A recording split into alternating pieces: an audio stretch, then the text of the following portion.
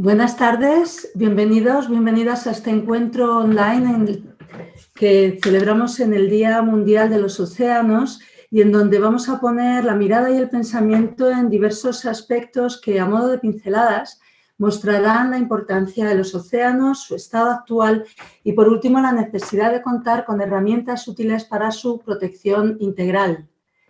La mayor prueba de que todo está interconectado a nivel planetario la brindan los océanos. Una gran parte de las amenazas y las agresiones que sufren tienen su origen en actividades que se producen tierra adentro. Pensemos, por ejemplo, en el caso de los plásticos o también de la contaminación por productos tóxicos que vienen de industrias o de las poblaciones humanas. En los océanos comenzó la vida en nuestro planeta y siguen siendo el hogar de innumerables especies. Hay una frase que describe parte de la situación: se sabe más de la luna que de los fondos marinos. Los océanos constituyen un gran tesoro que descubrir y que custodiar. ¿Cuántas personas saben, por ejemplo, que la cordillera más larga del mundo se halla sumergida bajo las aguas del Atlántico? Se llama la dorsal mesoatlántica, y si poca gente sabe esto, también ocurre que, debido a prácticas de pesca como es el arrastre de profundidad, que precisamente se realiza en este tipo de montañas, se están destruyendo complejos ecosistemas y están desapareciendo especies que nunca llegaremos a conocer. Otro ejemplo más de las agresiones que vienen sufriendo los océanos. Cientos de millones de seres humanos dependen de forma directa de los océanos, pues de ellos obtienen sus alimentos y sus medios de vida. Además, los océanos son la mayor fuente de oxígeno de la Tierra y desempeñan un papel fundamental en la regulación del clima planetario. A pesar de su extensión, cubren la mayor parte de la superficie terrestre y de su gran valor como contribuidores de la vida planetaria. En la mayor parte de las ocasiones, los océanos son los grandes ausentes cuando se piensa en la destrucción masiva de ecosistemas o se habla de cambio climático. Todos somos testigos del enorme daño al medio ambiente que nuestra actividad económica ha venido produciendo en las últimas décadas. Y ahora ya estamos sufriendo las primeras consecuencias de esta forma de actuar y nos enfrentamos a una crisis ambiental sin precedentes que está poniendo en serio peligro nuestras vidas y la del resto de seres vivos del planeta. Y pese a que hay regulaciones y se consiguen avances en ciertos aspectos, lo cierto es que la aplicación de la ley es muy escasa y en muchos casos difícil, cuando no imposible de aplicar, en la inmensidad oceánica, territorio de todos y tierra de nadie, en donde el saqueo de la vida se ejerce con casi total impunidad. Entre los avances figura, por ejemplo, el Tratado Global de los Océanos, recientemente acordado en Nueva York, y realmente un hito histórico que se ha tardado muchos años en conseguir después de incansables negociaciones. Este tratado establece el compromiso de que el 30% de los océanos se conviertan en zonas protegidas. Y esto es fundamental porque precisamente en estas reservas marinas es donde se produce la regeneración de los océanos. Pero ¿qué es lo que ocurre? Que como estas reservas marinas van a estar interconectadas con el resto de las aguas oceánicas, si se produce un grave daño de una forma severa y que en un lugar que esté cercano a una reserva marina, esta reserva marina se va a ver afectado, de forma que los esfuerzos regenerativos de las reservas marinas habrán sido inútiles. Es por ello que necesitamos contar con una herramienta más de protección a nivel mundial.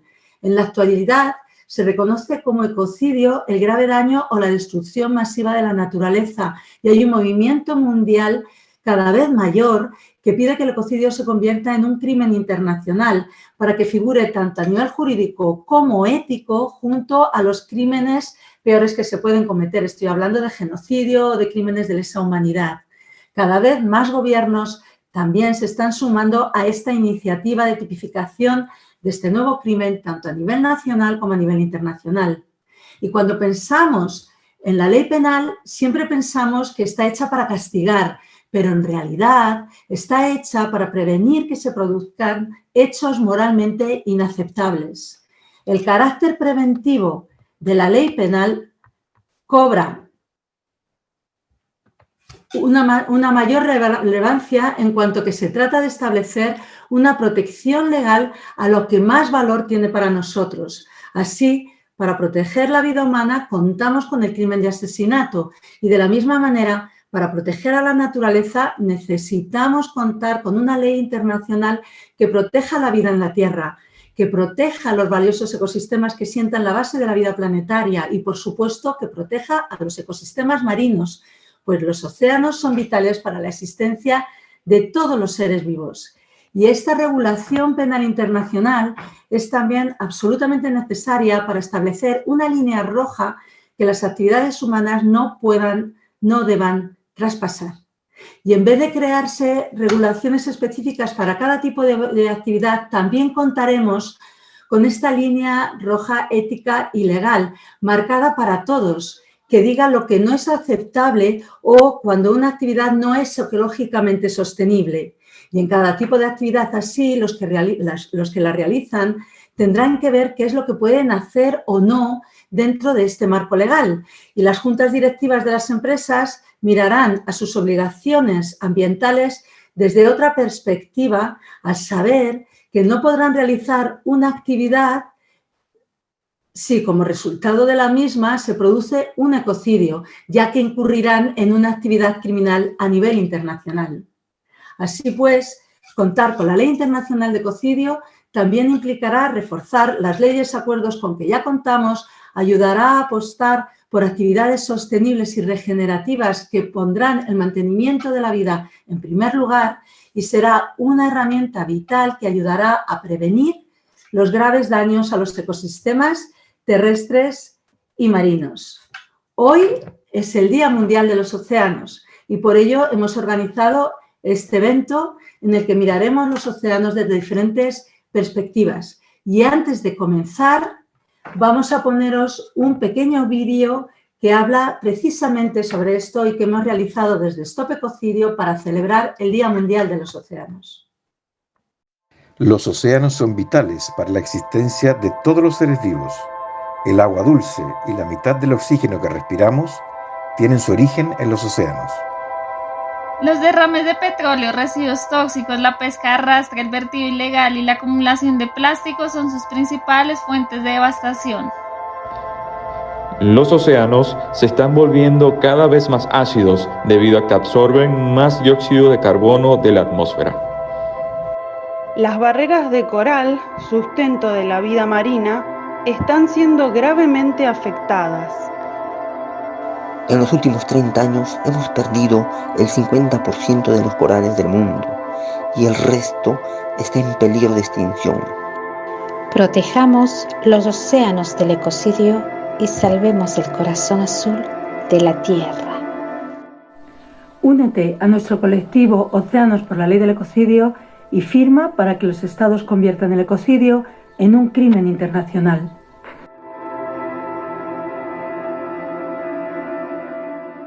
Gracias, Úrsula.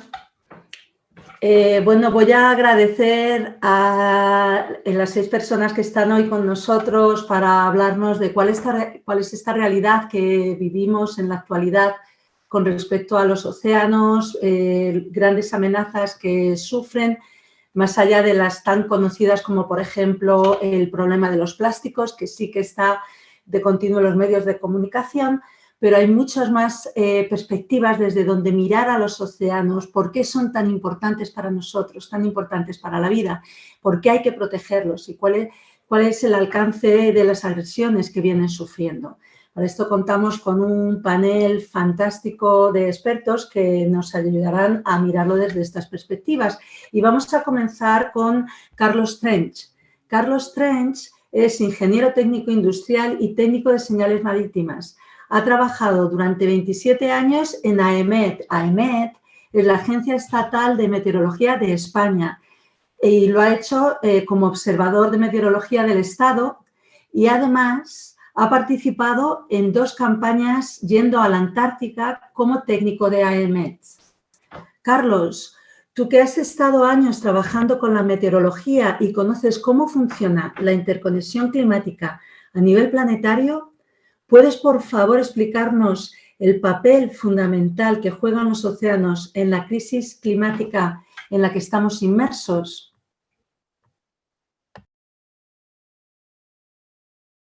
Estás silenciado, Carlos. Perdona, tienes que ponerte el micrófono. No. ¿Ahora? Ahora. Vale, buenas tardes. Voy a intentar explicaros un poco esto que me planteas. Digamos que la interconexión planetaria del clima del planeta es en gran medida está en base al océano. El océano, las corrientes marinas son las que aportan los mayores factores del clima, las que conforman el clima de cada zona climática. El planeta conforma una máquina, lo que podríamos llamar una máquina térmica, en la que hay diversos mecanismos. Por un lado está la atmósfera, que es una mezcla de gases que filtran la radiación solar.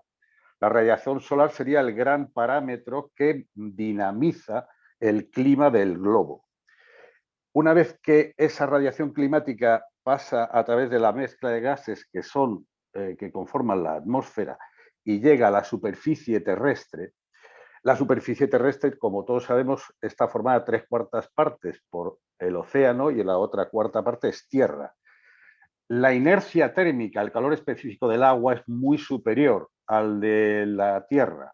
Eso hace que el agua absorba con más lentitud la energía calorífica y a su vez la mantenga durante más tiempo. El suelo, la tierra, se calienta antes, pero se enfría también mucho más rápidamente. El hecho de que el agua contenga esa inercia, tenga esa facultad de inercia térmica, hace que pueda transmitir esa energía calorífica a lo largo de todo el globo. El sistema que conforman las corrientes marinas que atraviesan continuamente todo el planeta es el que dinamiza, digamos, conforma el clima de las distintas áreas, impone los patrones de precipitación en las zonas donde se producen las mayores precipitaciones, impone los patrones de no precipitación en aquellos lugares donde el régimen de precipitación es escaso, y todo eso es gracias a este movimiento de las corrientes marinas. El clima, por ejemplo, el clima de Nueva York y el clima de Madrid, estando a la misma latitud, son muy diferentes. En Nueva York nieva todos los inviernos, en Madrid no nieva casi ningún invierno.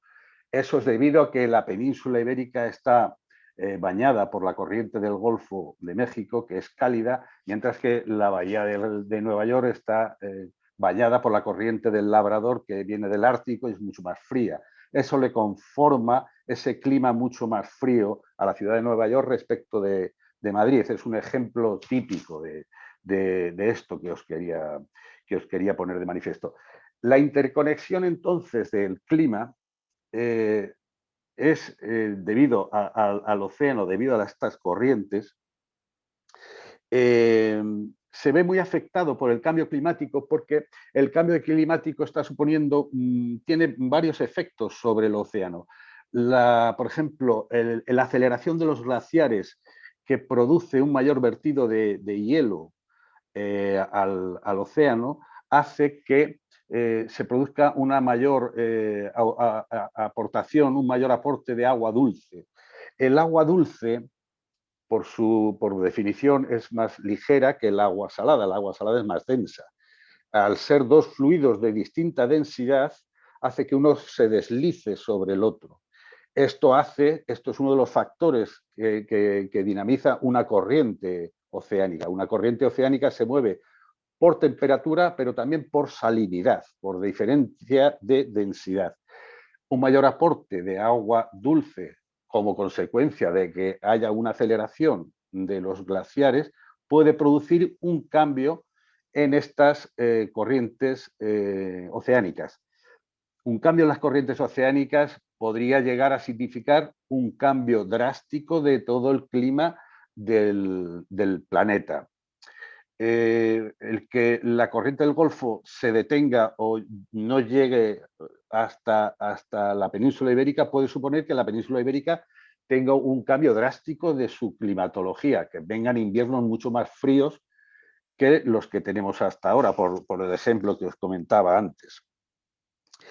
El océano, además, es un determinante, como os he dicho antes también, de la pluviometría, porque la evaporación del océano es el otro factor que determina la pluviometría, que es el otro gran factor que determina un clima. Digamos que entre la temperatura y la precipitación serían los dos factores que determinan el clima de una región.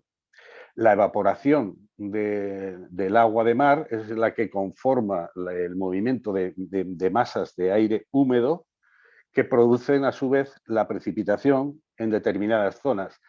El movimiento de las corrientes oceánicas es el que hace que se produzca precipitación por evaporación del agua de mar en determinadas zonas y no en otras. Otra vez vuelvo a lo mismo. Si hay un cambio en el movimiento y en la trayectoria de estas corrientes marinas, eso puede suponer un cambio en los patrones de precipitación del clima a nivel planetario. El movimiento de las corrientes oceánicas a nivel global, digamos que es el factor determinante del clima a nivel global. Cualquier incidencia como la que supone el cambio climático, podría suponer un cambio drástico del clima a nivel global. Yo no sé si he conseguido explicaros algo, habéis entendido algo, como siempre he sido disperso e insustancial, supongo que sí, pero... No, muy bien, muchas gracias, Carlos. Yo creo que lo hemos entendido perfectamente, ¿no? Esta conexión que hay en todo el planeta del clima que tenemos, porque efectivamente el planeta solamente es uno y toda la atmósfera está interrelacionada, pero lo que aquí es crucial es entender la relevancia que tiene el comportamiento de los océanos respecto al cambio climático y cómo se ven afectados, ¿no?, por este aporte de gases de efecto invernadero que están produciendo grandes cambios, ¿no?, en toda la biosfera, ¿no? Pues muchísimas gracias, Carlos.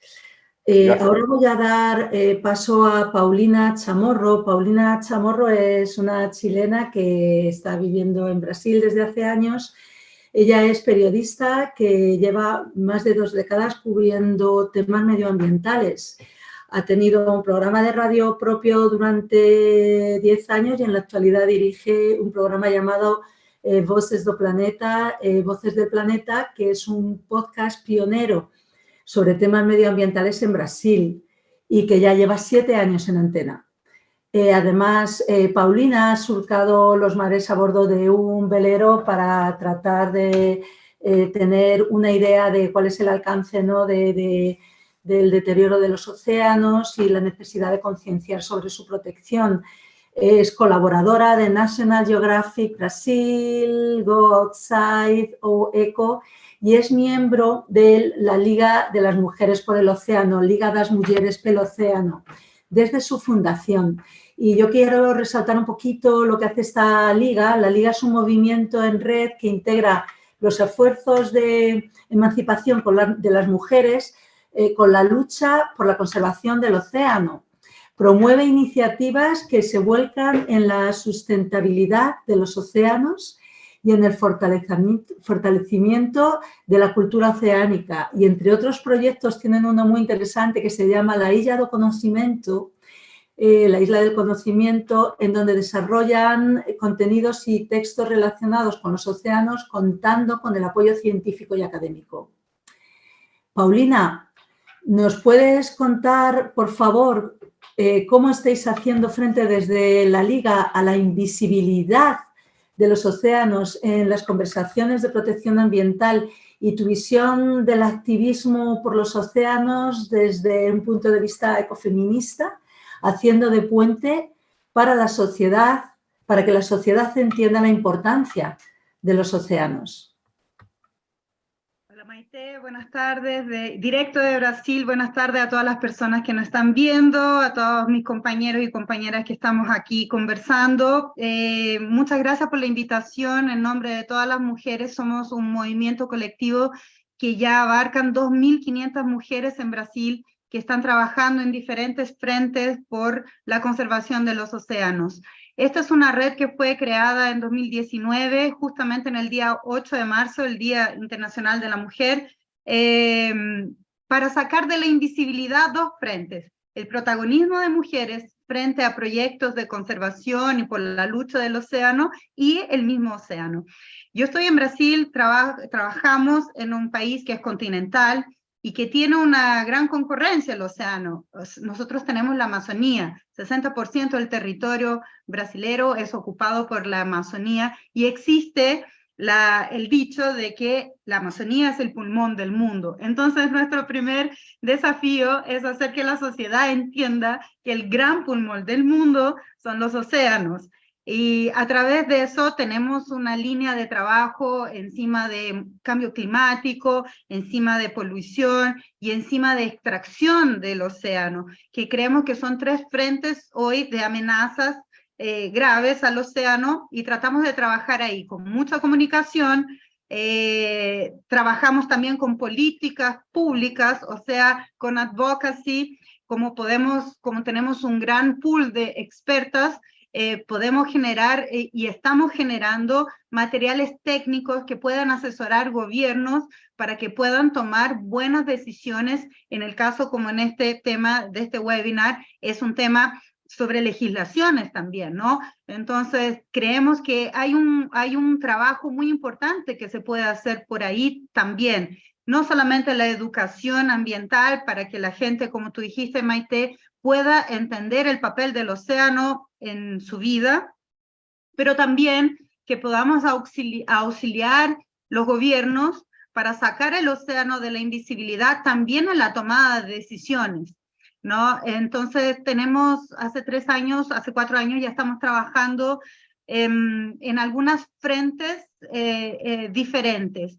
En Brasil también tenemos, por tener una gran vegetación, tenemos también mucha conexión entre los ambientes. Entonces, por ejemplo, tenemos la floresta atlántica, que es una floresta que está por toda la costa brasilera, y es donde vive el 70% de la población de Brasil. Y esta floresta atlántica solo existe, la rainforest, solo existe porque existe una conexión del océano con ella. Entonces, traer estas conexiones naturales para la vida de la gente, para que la gente pueda ver a través de estas conexiones el papel del océano en su vida, ha sido un gran papel que estamos haciendo por la Liga, y mostrando también que la comunicación es súper importante, es tratar la comunicación de una manera clara. A veces nosotros nos quedamos en momentos que para nosotros que somos expertos o que estamos todo el día trabajando con eso es de fácil comprensión, o a veces nos cuesta un poco, pero echarle una mirada también en qué parte, en qué papel está la sociedad, en qué punto pueda entender. A veces algo tan simple como, por ejemplo, eso, no, el pulmón del mundo no es la Amazonía, es el océano nos trae la mitad del oxígeno que respiramos. Son informaciones que para buena parte de la sociedad, por lo menos acá en Brasil, todavía no es clara, no es sabida. Entonces tratamos de hacer un poco sobre eso. Y finalmente, para traerle un poco del trabajo, de la importancia de la colectividad, nosotros, la Liga, no es un movimiento, no es una ONG, es un movimiento organizado de mujeres, abierto. Y les voy a traer el ejemplo rápidamente de dos luchas más recientes que hemos tenido, y hemos tenido suceso, en esa parte del advocacy. En la última COP también producimos una serie de cartas y avisos al gobierno brasilero porque estábamos viendo que en la COP del clima nos estaba justamente tratando del océano, lo que no se puede más pasar. O sea, clima y océano están estrictamente conectados. Entonces, con esta carta pudimos asesorar al gobierno brasilero, la carta fue leída en el Senado aquí de Brasil, fue llevada a la COP y pudimos incrementar, por lo menos de la parte brasilera, en la agenda el tema océano. Y más recientemente tuvimos una gran amenaza porque aquí la Petrobras, que es la agencia petrolera que tenemos en Brasil, estaba forcejeando al gobierno para conseguir una licencia para la exploración de petróleo en la foz del río Amazonas, o sea, conectando justamente la Amazonía con el océano. Y el órgano que concede estas licencias aquí en Brasil, que es el IBAMA, lo negó. Pero no antes de una gran presión de la sociedad. La Liga fue una de las organizaciones que estuvo enfrente de eso, que organizó un gran movimiento respaldado técnicamente en todos los potenciales problemas que tendríamos si pasa un tipo de exploración como esa. Y hace 2 semanas tuvimos una buena respuesta del gobierno brasileño que negó esta licencia, y entonces estamos celebrando la unión de la sociedad y la movilización y la sensibilización principalmente. Entonces mi recado hoy en este Día Mundial del Océano, sí, que el océano es el gran pulmón del mundo, que el trabajo colectivo es muy importante, y poder echarle una mirada también para la comunicación y para traer informaciones técnicas y de una manera amorosa, que se pueda trabajar también junto en hacer los cambios dentro de los gobiernos para sacar el océano de la invisibilidad. Muchas gracias.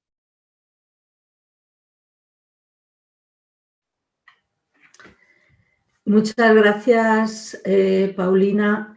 Es realmente importante sacar a los océanos de esta invisibilidad y ponerlos sobre la mesa cuando se estén haciendo negociaciones sobre cómo afrontar la crisis climática. Eso es fundamental. Y muchas gracias por la labor que estáis haciendo desde la Liga de las Mujeres del Océano.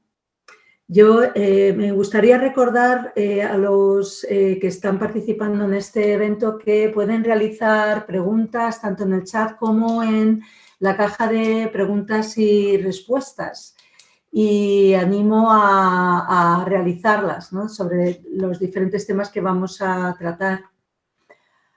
Ahora le toca el turno de habla a Sebastián Losada. Sebastián Losada es asesor de política oceánica de Greenpeace Internacional.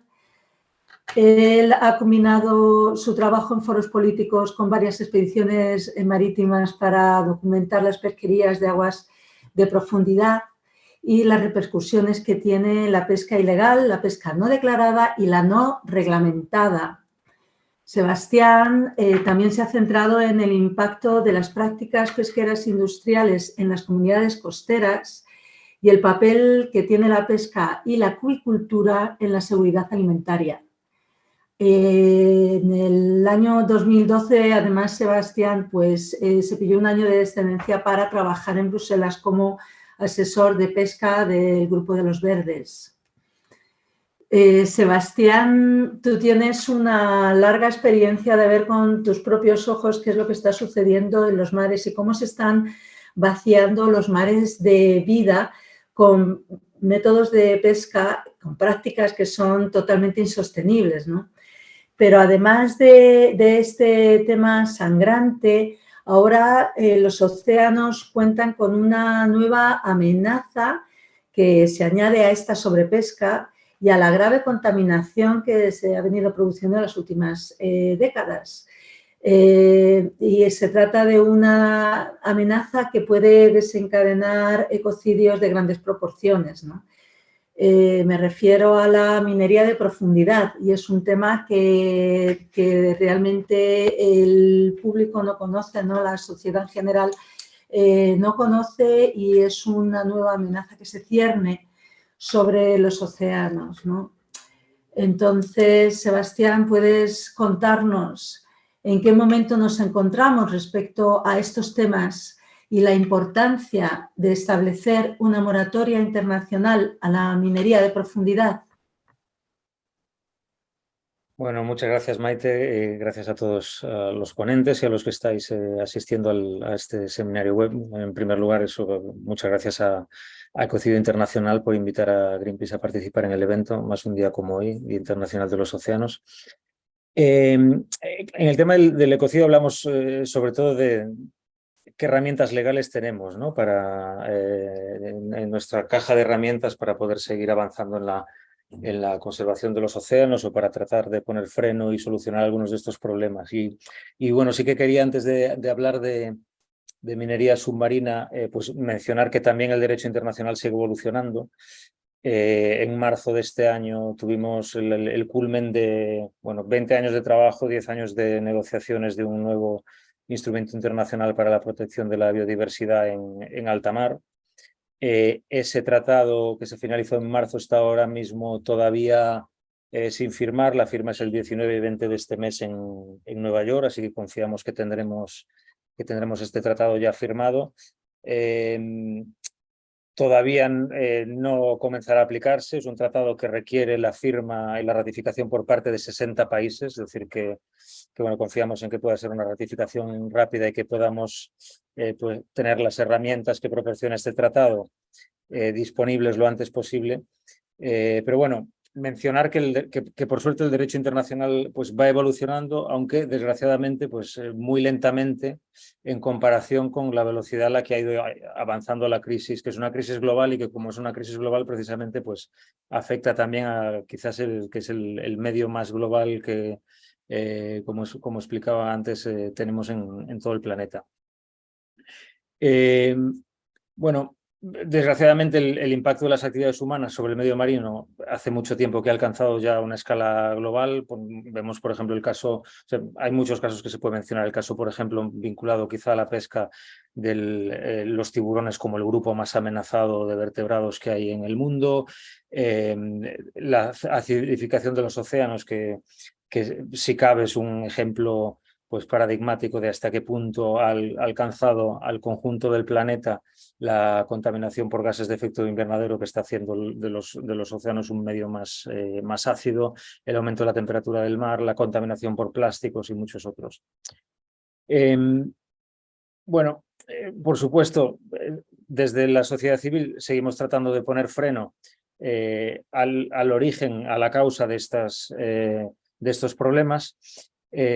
Tratar de modificar la actividad de las industrias responsables de estos problemas, pues no se puede, por supuesto, una de las primeras que viene a la cabeza pues es la industria del petróleo, pero seguramente mucha gente lo primero que piensa cuando piensa en la industria del petróleo es en las emisiones, es en la extracción de petróleo y la contaminación que provoca, y también el consumo de hidrocarburos, pero a lo mejor piensa menos, por ejemplo, en la contaminación por plásticos. Y ahora mismo, la semana pasada tuvimos la segunda ronda de negociaciones también de un nuevo instrumento internacional legalmente vinculante sobre contaminación por plásticos, incluido su impacto en el medio marino. Y a lo mejor cuando pensamos en la industria petrolera pensamos menos en plásticos, pero es esa misma industria también la que está tratando de debilitar lo más posible las medidas que salgan de este tratado, ¿no? Entonces, bueno, pues tenemos ahí otro ejemplo también de un nuevo instrumento legal y de otro, digamos, campo de batalla de la sociedad civil a la hora de tratar de frenar en origen este tipo de problemas y bueno, pues que tiene un impacto tan grave en todo el medio marino. Bueno, dentro de todos estos ejemplos, como comentabas, quizá hay una nueva industria de la que no mucha gente ha oído hablar, que es la minería submarina, que tenemos la ventaja de que todavía no ha empezado a escala comercial. Es decir, que en parte no hemos oído hablar de la minería submarina porque la minería submarina ahora mismo existe únicamente como actividad de exploración. Es decir, hay una serie de concesiones. Además, esto está regulado por una autoridad internacional bajo el paraguas de Naciones Unidas, que es la Autoridad Internacional del Lecho Marino. Es una autoridad que la crea la propia Ley del Mar. Y bueno, ahora tenemos una serie de concesiones normalmente son empresas conjuntas entre países y determinadas industrias mineras y están ahora mismo en fase todavía exploratoria. Lo que parecía hace 10 años pues algo muy lejano, porque realmente la tecnología para llevar a cabo prácticas mineras a 3-4 kilómetros de profundidad es muy complicada, pues con los avances tecnológicos está cada vez más a la vuelta de la esquina, ¿no?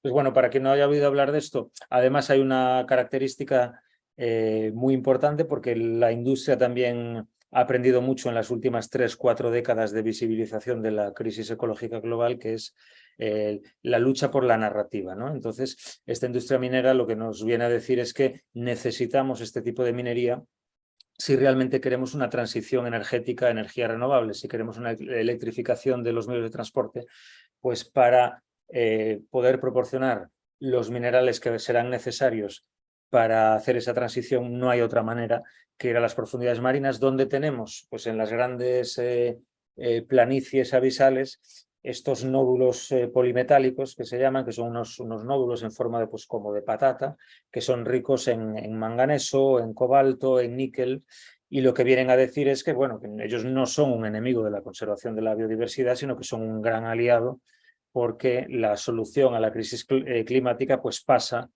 por llevar a cabo esta actividad. Pero claro, la minería va a traer un coste enorme para los ecosistemas marinos y sobre todo para los ecosistemas marinos que menos conocemos. Y bueno, claro, estamos hablando pues de la extinción de especies que no conocemos todavía, es decir, cada vez que hay una expedición a una de estas zonas profundas se descubren especies nuevas, no conocemos bien las dinámicas ecológicas, la conectividad de estos ecosistemas, la circulación marina profunda en muchas de estas zonas a una escala, digamos, con una resolución tal que nos permita entender cuál va a ser el impacto de estas explotaciones mineras.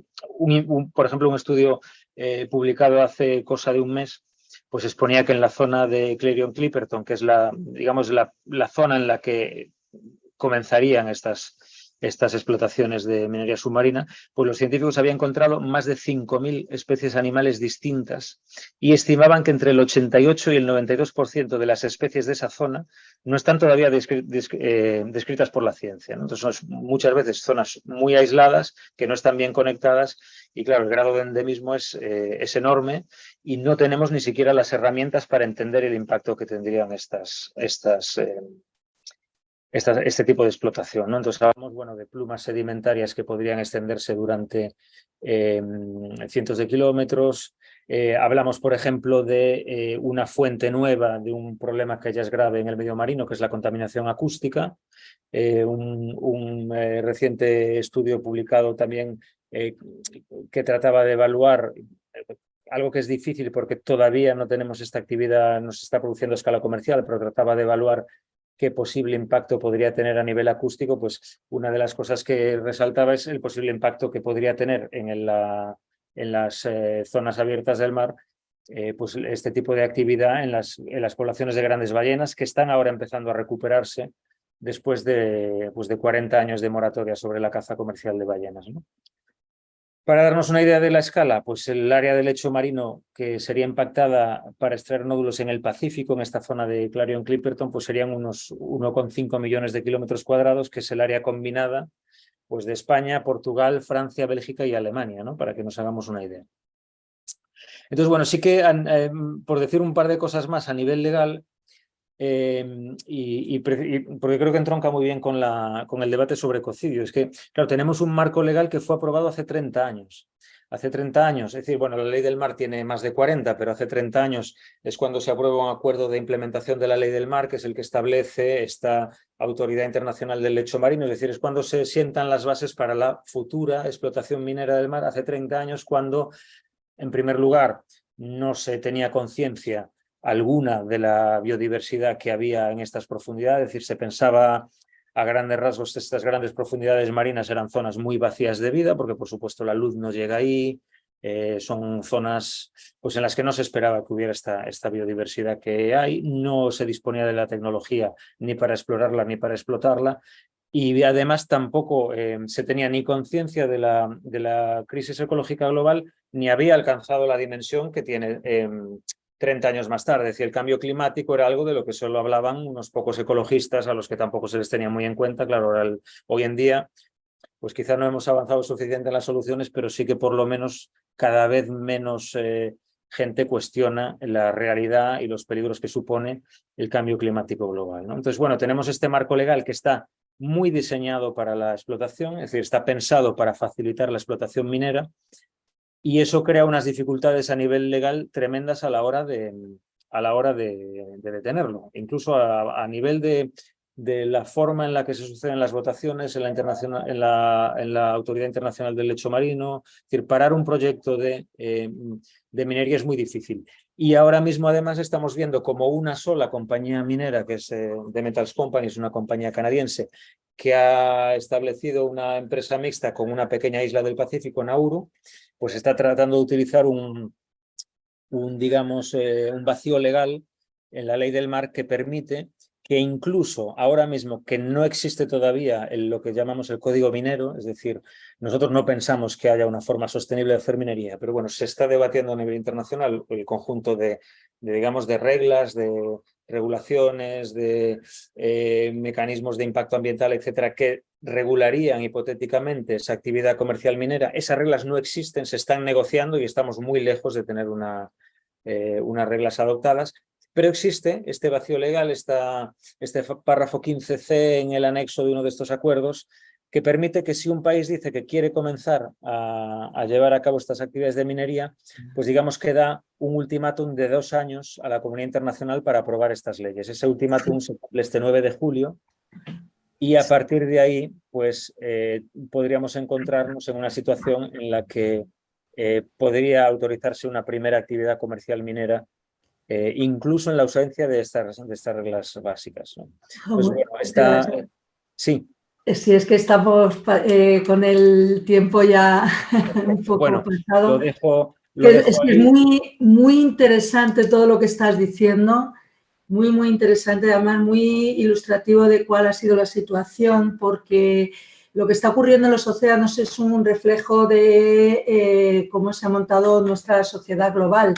Y es que estamos comenzando a realizar actividades que tienen un gran impacto sobre el medio ambiente y en vez de realizar estudios pormenorizados antes de comenzar esta actividad para ver cómo puede afectar y si realmente va a tener una gran afectación, no realizarlas, lo que estamos es seguimos en esta dinámica en la que en la balanza entre qué vale más, la vida o el dinero, se sigue poniendo el dinero, ¿no? Sigue venciendo el dinero, y esta es una dinámica con la que tenemos que realmente terminar, ¿no? A base de nuevas regulaciones que controlen y que pongan freno y una barrera hasta donde se pueden realizar estas actividades, ¿no? Y hablar de actividades que nunca deben de realizarse, ¿no? Por todos los riesgos que conllevan. Y como tú bien has dicho, es que se tenía hace 50 años, cuando se creó la ley del mar, se tenía un gran desconocimiento de la realidad, ¿no? Se pensaba que los mares, pues más allá de los peces que cogían las redes, pues no tenía más vida, y esto se ha visto que es totalmente erróneo, ¿no? Y que hay una grandísima biodiversidad que proteger, además de otros papeles cruciales que tienen los océanos, ¿no? Pues muchísimas gracias, Sebas, y yo creo que luego en la segunda ronda pues podrás también decirnos algo más, complementar algo más a lo que acabas de decir. Voy a dar paso a nuestra siguiente invitada. Bueno, antes recordaros que, por favor, si tenéis dudas o si tenéis alguna pregunta respecto a cómo proteger los océanos o qué es lo que está pasando en los océanos, pues por favor utilizar la caja de preguntas y respuestas o en el chat. Bueno, voy a dar paso a la siguiente persona que va a intervenir. Se trata de Marianely Torres, ella es de Ecuador, es investigadora de la Coordinadora Nacional para la Defensa del Ecosistema Manglar del Ecuador, CECONDEM. Trabaja con mujeres recolectoras y pescadoras de territorios marino-costeros de Ecuador y de América Latina. y junto a otros investigadores ha publicado un par de informes muy importantes. Uno de ellos es Certificando la destrucción, un análisis integral de los impactos de la acuicultura del camarón en el Ecuador, y otro informe son los conflictos en el ecosistema manglar de la costa del Ecuador, el desarrollo de la acuicultura industrial del camarón frente al derecho de los pueblos recolectores y pescadores de los estuarios. Y aquí quiero hablar un poquito de lo que son los manglares, porque muchísimas personas no saben lo que son, aunque les pueda sonar la palabra, ¿no? Los manglares son bosques que crecen en las costas de los trópicos y que constituyen el hogar de una riquísima biodiversidad, tanto animal como vegetal. Además, miles de personas encuentran su sustento en los manglares, y estas personas llevan muchas generaciones relacionándose con en armonía con los manglares, en una relación de interconexión de vida, protegiendo su existencia, puesto que son las fuentes de vida de muchas comunidades indígenas y no indígenas que dependen de los manglares para subsistir, ¿no? Y realmente, como nos va a contar ahora Marianelli, esta relación totalmente en armonía con estos increíbles y valiosísimos ecosistemas, pues empezó a cambiar cuando llegó una industria nueva, que era la industria camaronera, que comenzaron a destruir manglares para instalar granjas de lo que aquí llamamos langostinos, ¿no? Allí le llaman, en América Latina se le llama camarón, en Europa, bueno, en España son langostinos.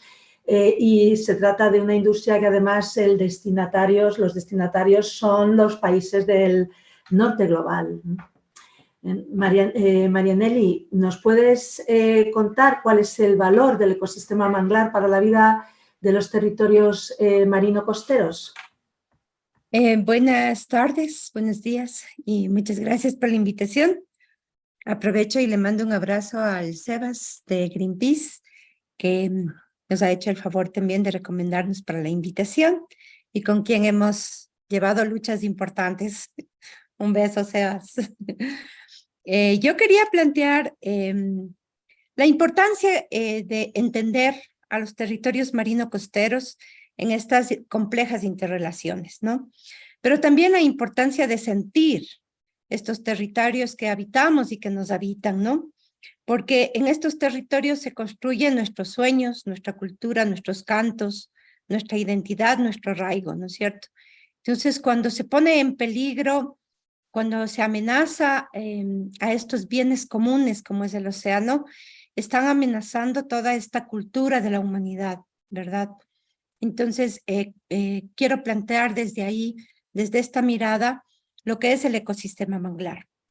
El ecosistema manglar, como bien lo dijo Maite, es un ecosistema, no son árboles, es un ecosistema que está disputándole tierra al mar. Esa es su principal función, ¿no? Ellos avanzan para procurarnos a nosotros tierra firme y son completamente unidos, juntados a los mares, ¿verdad? Entonces, está dentro de las primeras 8 millas marinas, que acá en el Ecuador las defendemos como millas exclusivas para la pesca artesanal. Y dentro de estas primeras millas se acuna una grandísima biodiversidad. Es realmente una maternidad y una guardería donde millones de especies van a desovar y a cuidar a sus bebés, a sus alevines, para que luego salgan a poblar al mar. Y ahí está la importancia de este ecosistema. Además, también nos procura agua dulce a través de sus raíces y de su sustrato. El agua salada pasa y el manglar hace un proceso de floculación, incluso hasta que los territorios costaneros tenemos acceso a agua dulce, entre otros, ¿no? Hoy en el Ecuador, en la provincia donde yo trabajo y vivo, estamos viviendo una grave situación de inundaciones. Ha habido una tragedia en esta semana. Se desbordaron 6 ríos en la provincia. Hay más de 22,000 damnificados. Pero esto lo que nos hace ver es cómo este modelo de extracción, este modelo de devastación, y esta ya no presencia de los ecosistemas de los territorios marino-costeros por la extracción, por las industrias, por los asentamientos, por el cemento, está poniendo en peligro nuestra propia vida, ¿no? Entonces, decirles que estos ecosistemas albergan a millones de gente, es el sustento para la soberanía alimentaria, para el derecho al trabajo, para, como les decía, toda la cultura que desarrollamos en este territorio de marino costero que se complementa que es complementario al mar y que está además delimitado hasta donde baña la más alta marea, ¿no? Así lo hemos delimitado nosotros al territorio marino costero.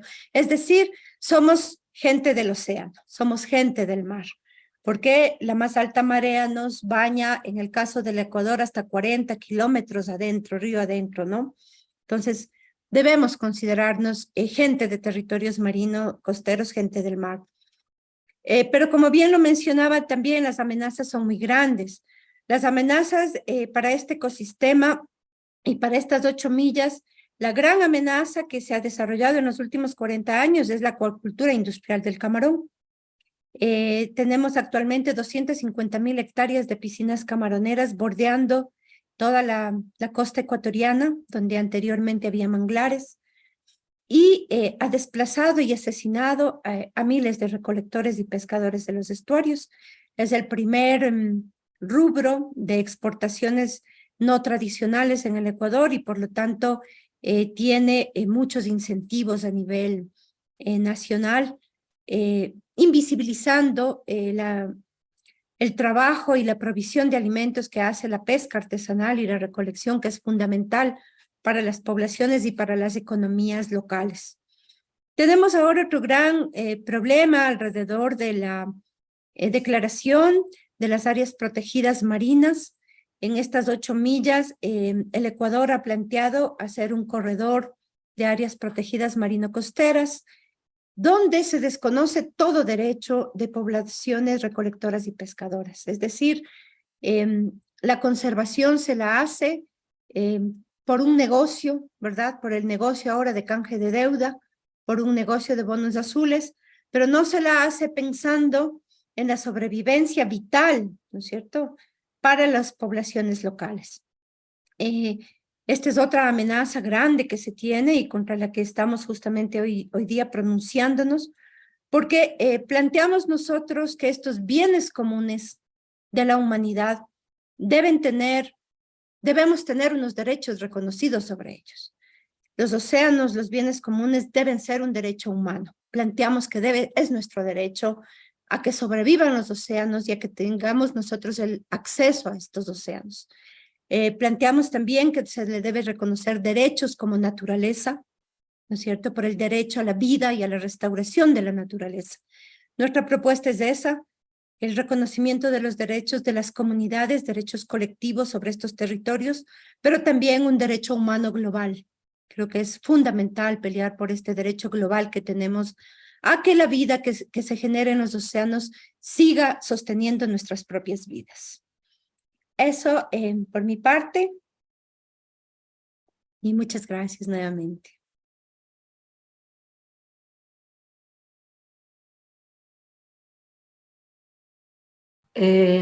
Muchísimas gracias.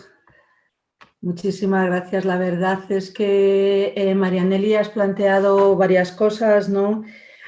Una de ellas es el tema de cómo los gobiernos están incentivando actividades que están produciendo estragos en el medio ambiente. Y también un tema que es crucial, que es la inclusión de aquellas comunidades que viven en armonía con ecosistemas y que son parte de la manutención y el estar viviendo de ellos de una manera sostenible en estos ecosistemas, cuando llegan figuras de protección, que no se excluya a estas comunidades, porque además precisamente estas comunidades son las que saben cómo relacionarse con estos ecosistemas que se pretende salvar. Pues muchísimas gracias por todo lo que nos has aportado Y vuelvo a recordar que contamos con una caja de preguntas y respuestas y que animo a los que estáis siguiendo este webinario a realizarlas, ¿no? La siguiente persona que va a intervenir se llama Richard Barreno. Richard Barreno es el presidente de la Asociación Sea Shepherd España desde 2017 y es voluntario desde el 2008, ¿no? Miembro de la Junta Rectora también, miembro de la Junta Rectora del Parque Natural de la Sierra Gelada, que está situado en la provincia de Alicante, en España, y es un ecósofo que trabaja con otras organizaciones y en centros educativos. Ha participado en muchas campañas de esta organización Sea Shepherd, que, bueno, para quien no lo sepa, Sea Shepherd y Greenpeace son las dos grandes organizaciones que tienen barcos y que trabajan dentro de los océanos, protegiendo la vida de los océanos. Y también ha participado en numerosas campañas con entidades locales en el Mediterráneo en proyectos de conservación, ¿no? Richard, muchas personas piensan que la solución a la cada vez mayor falta de pescado, y eso es algo obvio, ¿no? Se están agotando todas las pesquerías debido a la sobrepesca y al uso de redes de pesca, de artes de pesca, que son muy dañinas. Muchas personas piensan que la solución a este problema que hemos creado consiste en instalar granjas de engorde de peces para así poder luego realizar el consumo humano. Sin embargo, esto está planteando en realidad muchísimos problemas y estas granjas, en vez de ser parte de la solución, se han convertido en parte del problema, ¿no? Porque están afectando amplios ecosistemas y también están afectando a la salud de los consumidores. Entonces, ¿nos podrías, por favor, explicar, ¿no? ¿Cuál es esta segunda parte respecto a las granjas de engorde de pescado que no se nos ha contado, ¿no? Claro. ¿Cómo afectan? Bueno, en primer lugar, muchas gracias, Maite y Stop Ecocidio, ¿no? Por invitarme a compartir este escenario con estas personas tan ilustres y que me tienen maravillado desde hace una hora. E incluso tengo alguna pregunta para ellos, pero bueno, vamos primero con las intervenciones. Y sí, bueno, yo soy presidente de Sea Shepherd España, la gente nos puede seguir por redes sociales, tenemos campañas en todo el mundo, tenemos campañas ahora, por ejemplo, en Italia, en Grecia, en el Mar Báltico y en las costas africanas, luchando contra la pesca furtiva, intentando conservar, ahora estaba mirando las cifras, las 700 focas monje que quedan en Grecia, o retirando esas redes de pesca ilegal que se encuentran en el Báltico, que dirías que es un mar que como no figura muchas veces en la prensa como un lugar de pesca masiva, aún así tiene un impacto muy grande al ser un mar cerrado y aún más con la presión que está sufriendo por parte del tema de la guerra, ¿no? Los intereses que hay en controlar ese mar, ¿no? Y dejamos de lado a veces pues, la conservación en pro de fijarnos en esas luchas políticas o incluso militares, ¿no? De dominio, y vemos que siguen pasando ahí cosas, ¿no? Pero referente a la pregunta que me hacías, efectivamente, en Sea Shepherd España estamos haciendo un seguimiento de las piscifactorías, sobre todo en el Mediterráneo, pero claro, la curiosidad es que nosotros hace unos meses mandamos un barco a la Antártida para documentar cómo la industria pesquera china, sobre todo China, está llevándose el krill de la Antártida, y que mayoritariamente uno de los usos de ese krill es para hacer alimento para las piscifactorías de salmón, por cierto, de Chile, Paulina, que los tenéis ahí, las piscifactorías de salmón. Entonces vemos que las piscifactorías no solo es una cuestión del Mediterráneo, claro que no, o sea, tenemos mucha actividad también en el Atlántico, cada vez se están cultivando, digamos, más peces. Y vemos como, por ejemplo, en África pues hay ríos donde se están poniendo piscifactorías de tilapia, ¿no? Porque es un pez que es herbívoro y es más fácil de controlar en los ríos. Igual el salmón, ¿no? Que el salmón en estado salvaje en Europa, vamos, está a punto de desaparecer. Hay zonas enteras como Escocia, bueno, aquí estamos viendo en Asturias las cuotas, etcétera, de que los ríos se están vaciando de estos peces, ¿no? Entonces la solución es cultivarlos y meterlos en granja.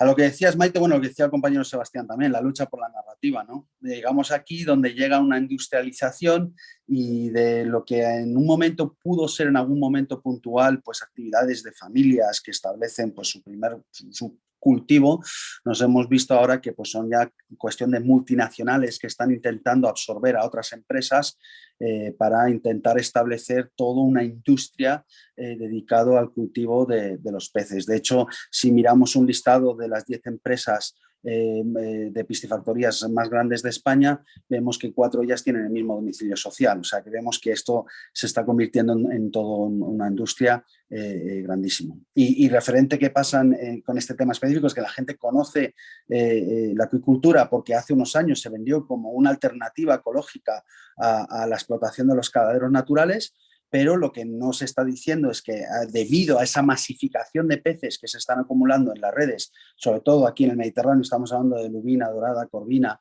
en el tema de engorde, de engrase tenemos el atún rojo, también tenemos piscifactorías de atún rojo, el daño, el impacto que está causando sobre el medio ambiente es terrible. Es verdad que se está intentando pues, mejorar en algunas áreas, por ejemplo en el tema de los algicidas, ¿no? En colocar productos para evitar la acumulación de algas en las redes, pues al ser productos que son nocivos para lo orgánico, claro, afectan a todos los seres vivos que hay alrededor, pues en ese sentido, en ese sector se está intentando avanzar para que el impacto sea minoritario, pero lo que no hay que negar es que hay un impacto y lo que nosotros estamos reclamando desde Sea Shepherd es que ese debate sea público, que cuando este producto, estos peces se vendan, que lleven un sello avisando a la gente de los productos químicos que puede llevar ese animal y por otro lado también que haya un estudio independiente de la cantidad de productos químicos y de antibióticos que se utiliza en el cultivo de los peces, ¿no? Y ahí está aquí la cuestión, la palabra clave es antibióticos. Resulta que como en todas las industrias ganaderas y de cría de animales, los animales no están hechos para estar hacinados todos en un mismo lugar y por tanto para evitar una enfermedad se inyecta antibióticos dentro de los peces, ¿no?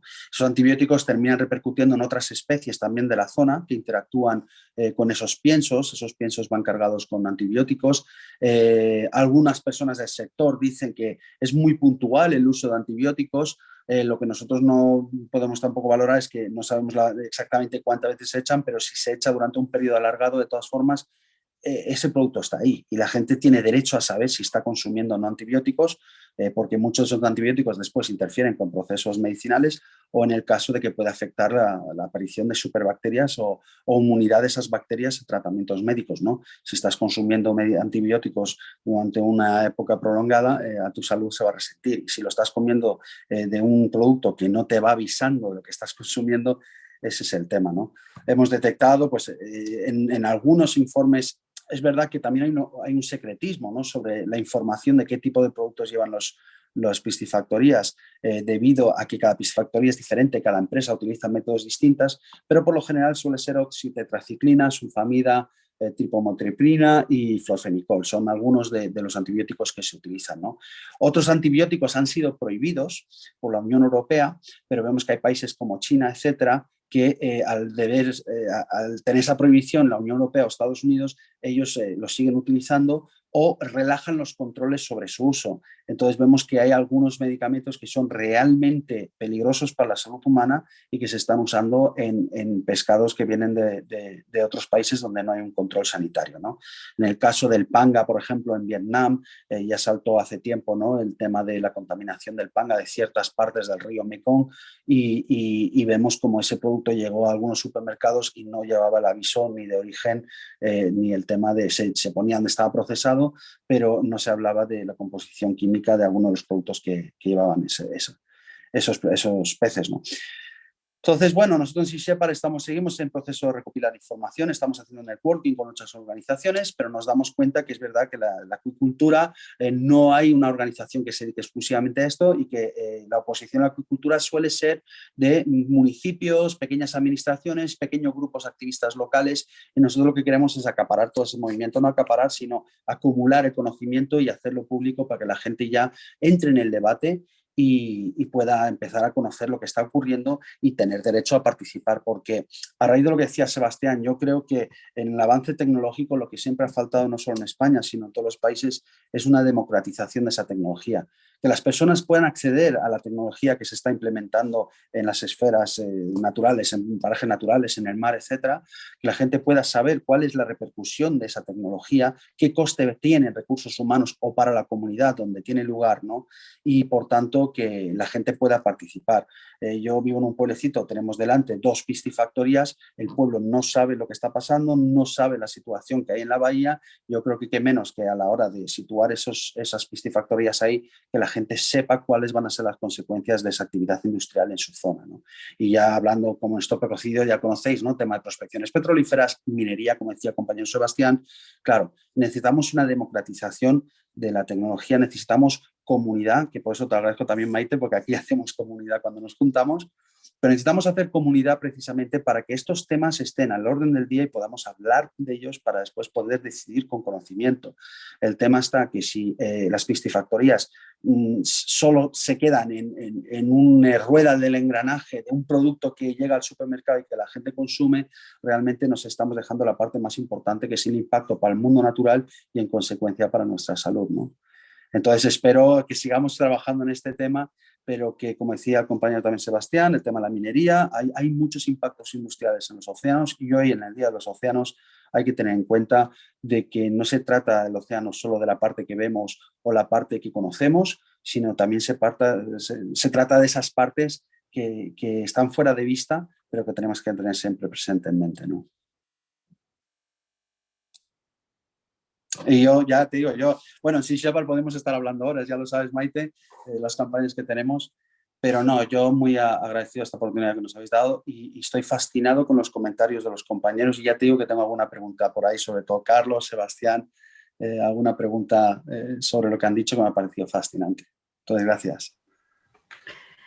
Muchas gracias, Richard. Sí, ahora cuando terminemos con la última intervención, pues vamos a dar paso a una conversación entre nosotros y también introduciendo alguna pregunta que nos han hecho, ¿no? Por parte de los que están asistiendo a este evento. La última persona que va a intervenir va a ser Emilio Louro. Emilio Milucho es co-creador y responsable de logística de una empresa llamada Fresco y del Mar. Es una pescadería online que funciona en España, que vende pescado y marisco gallego procedente de la pesca artesanal y que mantiene un compromiso de apoyo hacia la misma, hacia una pesca que sea artesanal, justa y sostenible, y en la que se garantice también la trazabilidad del producto que se vende.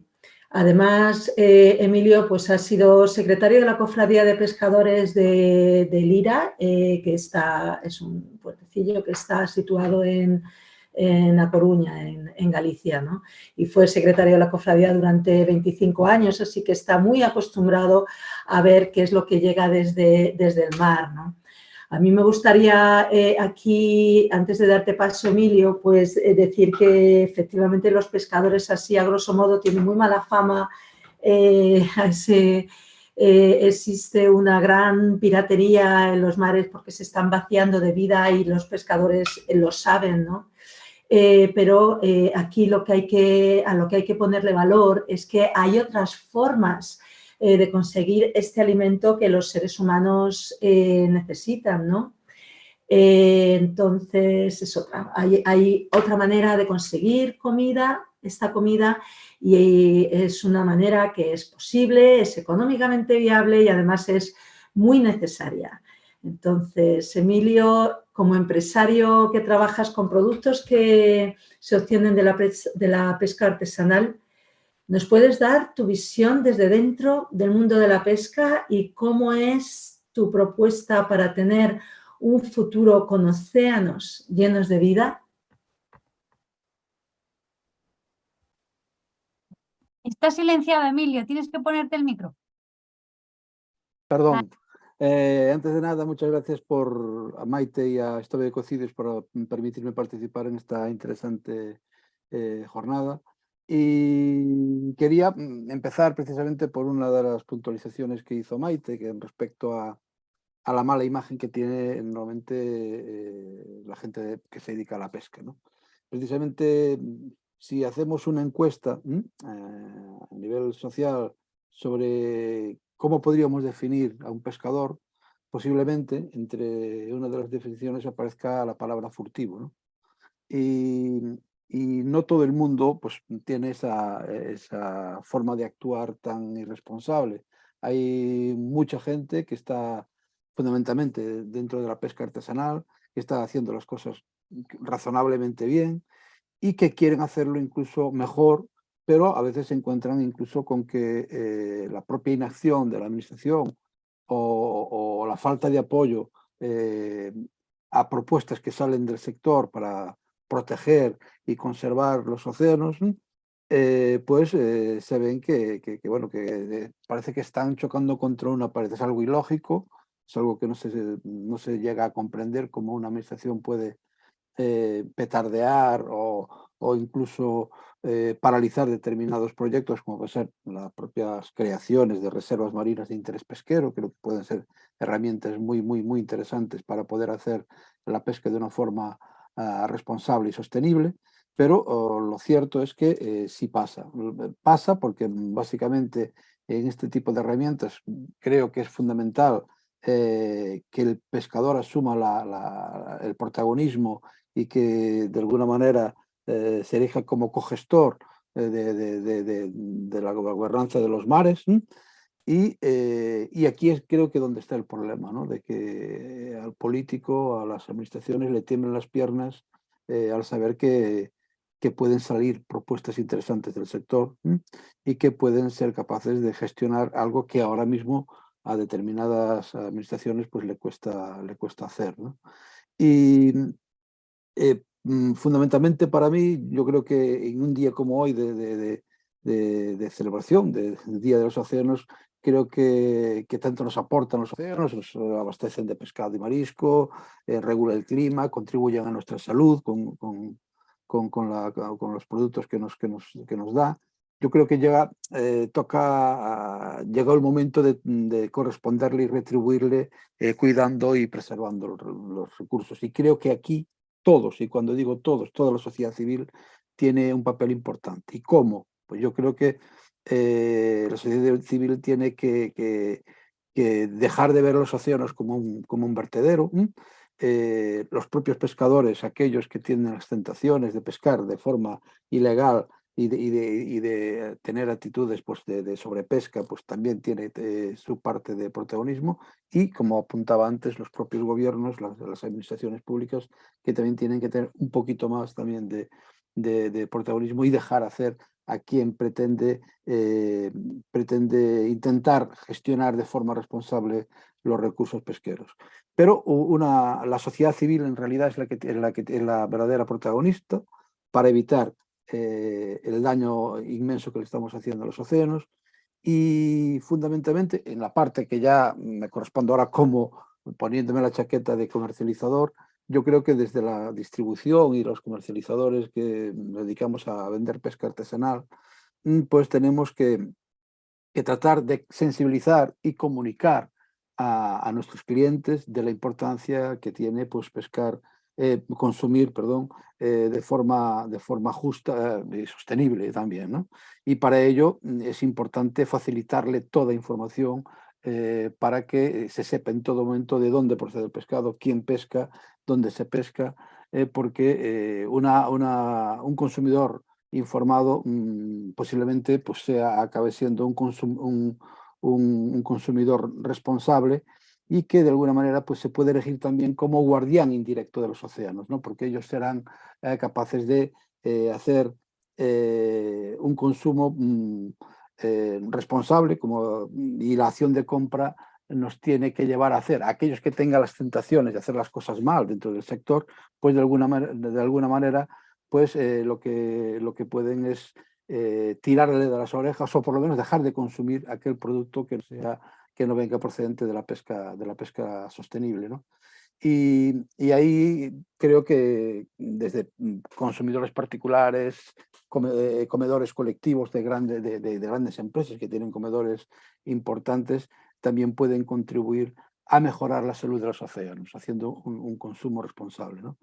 Y esto muy resumidamente, que creo que ya me pasé un minuto del tiempo, pues es lo que os quería contar con respecto a esto. Por un lado, incidir en la importancia que tiene el pescador artesanal a la hora de mejorar la salud de los océanos, evitando la pesca ilegal y evitando la sobrepesca. Creo que hay una tendencia a hacer las cosas razonablemente bien, fundamentalmente en el ámbito de la pesca artesanal.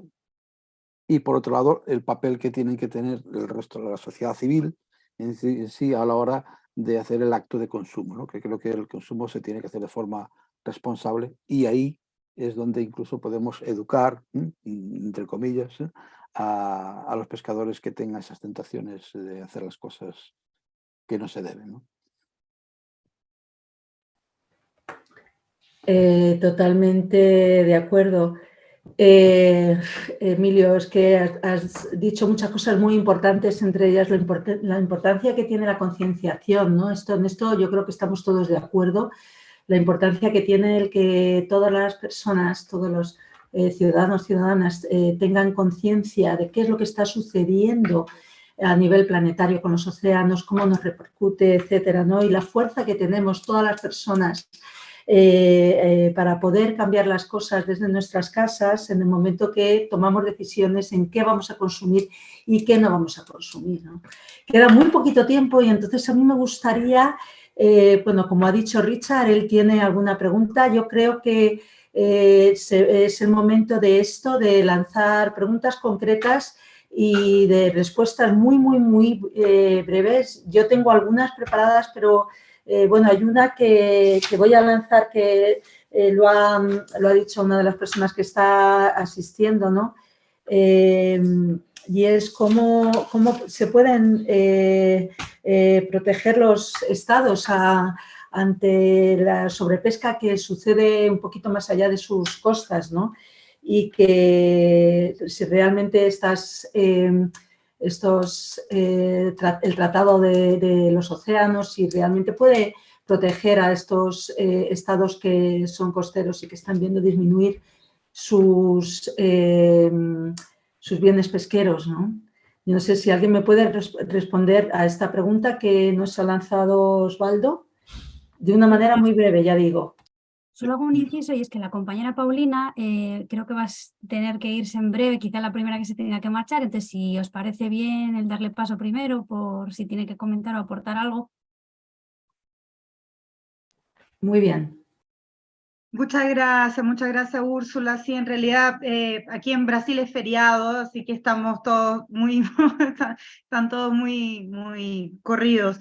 Y bueno, con relación a la pregunta, quería sumar incluso con el colega de Sea Shepherd, también apuntar, aquí en Brasil tenemos un problema y la campaña en Sea Shepherd aquí ha sido muy fuerte con relación a consumo y también a la relación que se tiene con la pesca ilegal y algunas veces legal porque no tenemos los datos muy precisos de qué tipo de especies se están pescando de tiburones. Entonces Brasil tenemos un problema gravísimo porque aquí en Brasil creo que es uno de los mayores consumidores de tiburones, por lo menos en América del Sur, porque se come de una manera culturalmente. Entonces llega la época de la Pascua, llega la época de otra, es como, tiene hasta otro nombre, no le dicen tiburón, le dicen cação, que entonces la gente no lo asocia con un tiburón,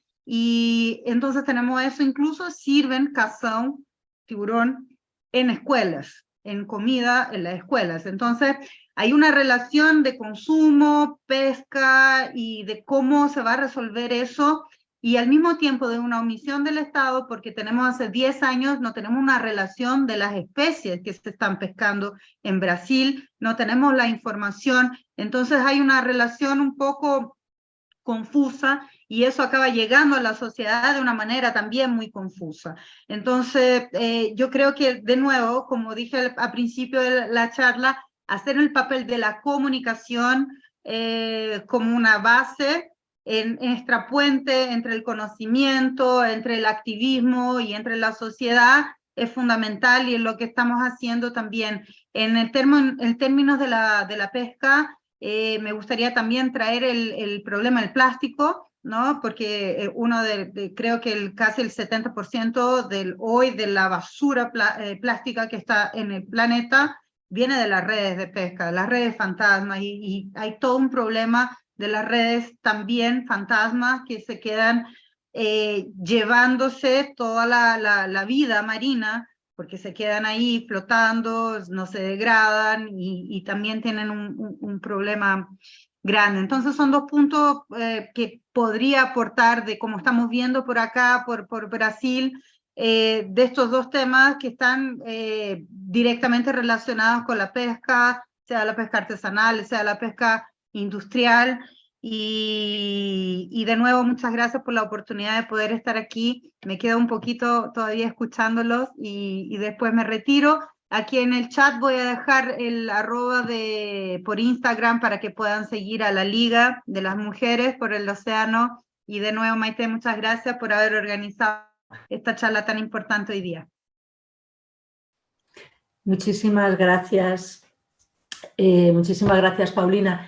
Bueno, pues Richard, adelante.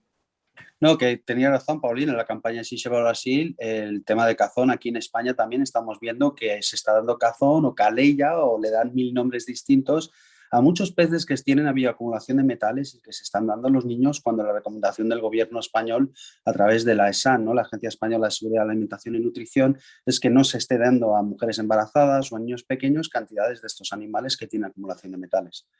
En cuanto a la pregunta que tú decías, Maite, pues efectivamente nosotros nuestras campañas en Togo, tenemos Gabón, Liberia, Sierra Leona, tenemos varias campañas, Namibia.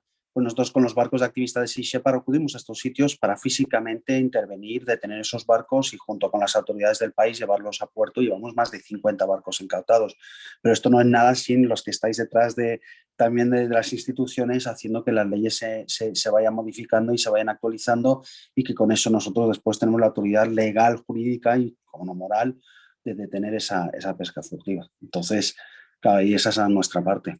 Tengo un par de preguntas, pero si quieres que sigamos por aquí, y si no ya después te las hago rápido. Mira, como queda muy poco tiempo, y yo lo que voy a pedir es a las personas, a los intervinientes, que si por favor cada uno puede decir una frase corta de lo que crea que ha faltado por decir o bien que quiere resaltar, porque es que estamos en los últimos minutos.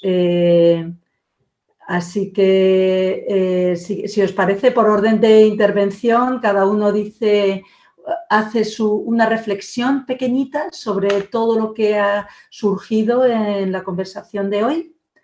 Empezamos con Carlos, si te parece.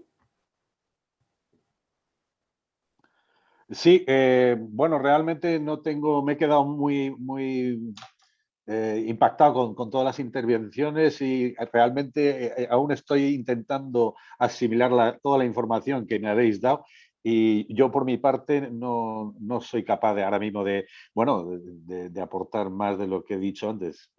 Muchísimas gracias a todos los que habéis intervenido, porque realmente me ha parecido muy interesante todas vuestras intervenciones, y prometo a partir de ahora haceros un seguimiento un poco más estrecho. Muchísimas gracias. Pues muy bien.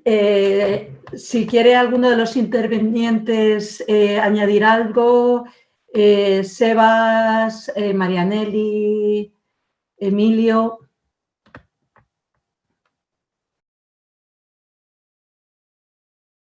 Sí, dale, Sebas, que ponte el micro. Vale. Pues voy a ir yo también, porque tengo que ir a recoger a mi hijo ahora a las 7:30, así que voy a también irme rápido.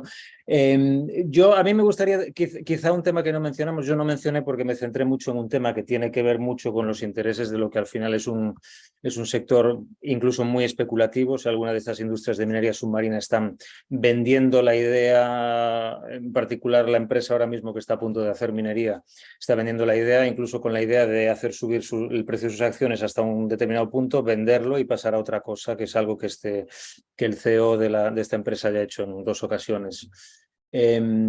Y sí, entonces, como me he centrado en eso, no he hablado quizás de otro tema que a mí me parece muy importante, pero que está muy claramente presente en la presentación, por ejemplo, de Marianelli y para mí también de Milucho, que es la relación entre las cuestiones ambientales y sociales.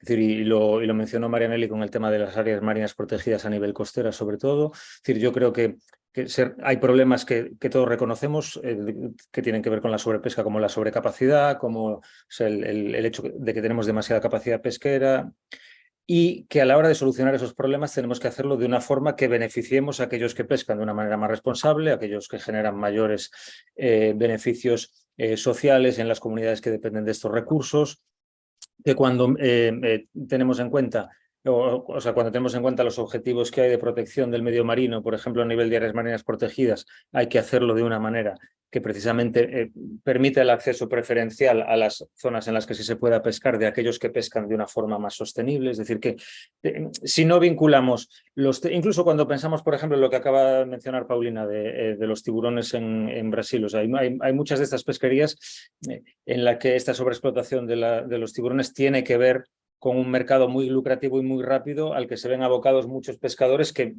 algunas de las comunidades de pescadores en estos países están entre los grupos más pobres dentro de estas sociedades, ¿no?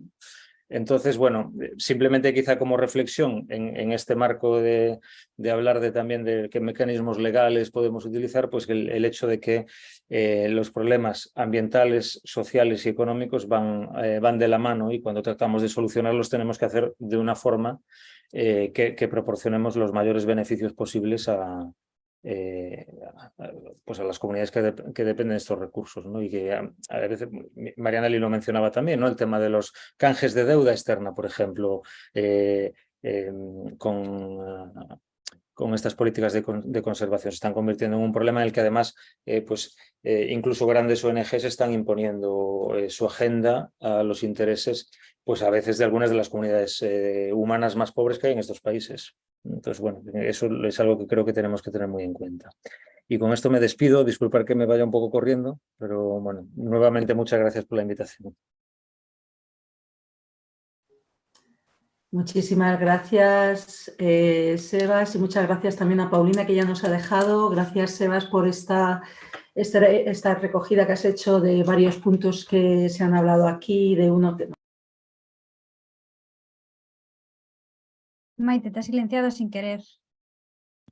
Ah, ahora ya. Vale, que bueno, que he dicho que, bueno, decía que muchísimas gracias, Sebas, y que también a Paulina, que ambos se tienen que ir por motivos personales. Yo no sé si Marianelli quiere añadir algo más. Milucho. Sí, yo también agradecer por el espacio. Creo que siempre es fundamental escuchar todas las voces, pensar que nuestra acción debe ser socioecológica, ¿no es cierto? Hay una interdependencia de nuestras vidas. Y también me olvidaba contarles que nosotros estamos restaurando el ecosistema manglar de una manera participativa y comunitaria. Es posible restaurar nuestros ecosistemas y cuidar nuestros ecosistemas desde una acción colectiva. Necesitamos una acción regional, global, también para demandar este derecho a restaurar nuestro ecosistema. Como les digo, es posible hacerlo, es posible cuidarlo. Lo que necesitamos es ser una gran marea global en defensa de estos bienes comunes. Eso. Gracias. Muchísimas gracias, Marianelli, por estas palabras tan bonitas que también abren la esperanza, ¿no? Y que se pueden hacer las cosas de otra manera, como también has puesto, Emilio. Yo no sé si tú, Emilio, quieres añadir algo más. Sí, básicamente es volver a repetir, a incidir en la importancia que tiene la sensibilización hacia el consumidor, al final, y la comunicación que tiene que haber sobre las buenas prácticas de pesca, ¿no? Cuando se hacen no solo para revertir esa imagen negativa que puede tener el sector pesquero, también creo que es importante que se comunique, que se traslade a la sociedad civil quiénes están haciendo las cosas bien y de alguna forma premiar a los que hacen prácticas de pesca responsables y sostenibles, ¿no?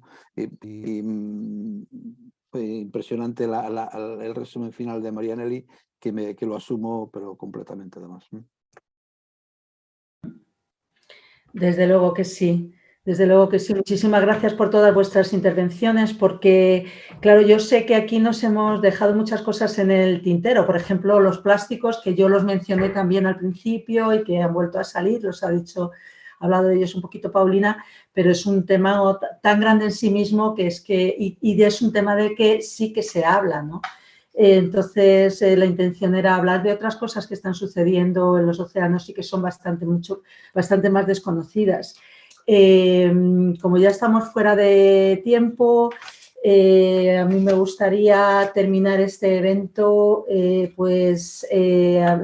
diciendo que, bueno, hemos tratado de tener un poquito de todo, hemos visto la interrelación de los océanos en el clima, que hace necesario que se cuente con ellos en todas las conversaciones de cambio climático que están teniendo lugar a nivel internacional, la importantísima concienciación de los seres humanos para que entiendan que nuestras vidas dependen de los océanos sanos, la importancia del establecimiento de leyes que prevengan el daño antes de que se produzca y cómo la ley internacional que criminalice el ecocidio pues ayudará a reforzar todas las legislaciones que se están produciendo y todos los tratados que se están firmando, ¿no? La importancia también de contar con las comunidades que mantienen una relación de armonía con los ecosistemas costeros y que contar con ellos en todas las políticas de protección de los océanos y de las costas. No son el enemigo, sino que es a quien hay que proteger, porque ellos son los que están protegiendo estos ecosistemas, como muy bien han planteado Marianelli y Emilio. También se ha visto la necesidad de hacer comunidad, de unirnos todos para defender a los océanos. Y aquí a mí me gustaría pues, recordar que desde Stop Ecocidio hemos puesto en marcha un colectivo llamado Océanos por la Ley del Ecocidio, en el que os animamos a todos a uniros. Podéis uniros tanto a nivel particular como a nivel asociativo, y en el que pedimos a los gobiernos del mundo que se establezca el crimen internacional de ecocidio, porque una ley de ecocidio sirve también para proteger a los océanos, va a ser una herramienta fundamental para proteger a los océanos, y esto es un colectivo, una red en el que nos podemos unir todos nosotros, ¿no? Y desde luego la necesaria implicación de todas las administraciones, los gobiernos estatales, también regionales y locales, para ayudar a que se desarrollen actividades que son sostenibles, que no causan daño a los océanos, porque esto es posible. Y entonces está clarísimo que para utilizar los bienes que nos ofrecen los océanos de forma que estos bienes se mantengan siempre, pues necesitamos cuidar de los océanos y ver muy bien qué tipo de actividades se están realizando y el cese de actividades dañinas. Bueno, pues muchísimas gracias a todos los que habéis dicho que sí y os habéis unido esta tarde para hablar de los océanos, y desde Stop Ecocidio agradecemos enormemente todo lo que habéis aportado. Yo creo que aquí hemos aprendido muchísimas cosas todos, y recordamos que este evento ha sido grabado y que estará recogido en la página, en el YouTube de Stop Ecocidio en español, y también en nuestra página web. Muchísimas gracias a todos y bueno, doy por concluido este evento. Un abrazo a todos y gracias. Que tengan una linda vida. Y feliz Día de los Océanos. Gracias a todos. Hasta luego. Un abrazo a todos. Adiós. Unha aperta. Boa tarde.